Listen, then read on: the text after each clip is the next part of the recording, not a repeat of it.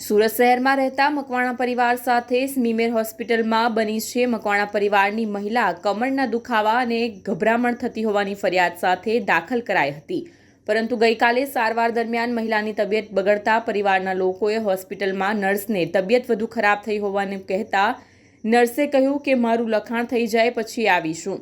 તે સમય દરમિયાન મહિલાનું મોત થતાં પરિવારે તબીબોની બેદરકારીના આક્ષેપ કર્યા હતા। આટલું જ નહીં, મૃતકનું આધાર કાર્ડ પણ ખોઈ નાખતા મહિલાની ડેડ બોડી સમયે પરિવારને ધક્કે ચડાવાયા હતા। નૈનાબેન મકવાણા। શું થયું હતું સમગ્ર?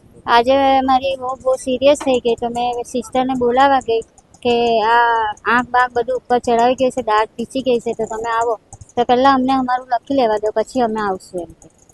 બીજું શું? પછી એ લોકો થોડીક વાર રહીને પછી એ લોકો આવ્યા।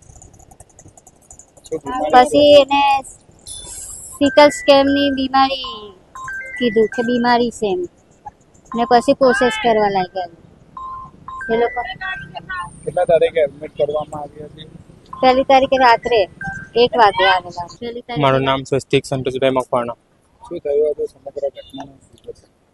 મારી વાઈફને આપણે કમરમાં દુખતું હતું રાતના, તો મેં એને 1 તારીખે લઈને આવ્યો તો અહીંયા હોસ્પિટલમાં દાખલ કરાવી। એના પછી રિપોર્ટને બધું કરાવ્યો, રિપોર્ટમાં એને તકલીફ આવી તો રિપોર્ટ કરાવ્યો ને એના પછી આજે એને માથામાં દુખતું હતું ત્યારે સિસ્ટરને બોલાવવા ગયા તો સિસ્ટર કોઈ આવી નહીં।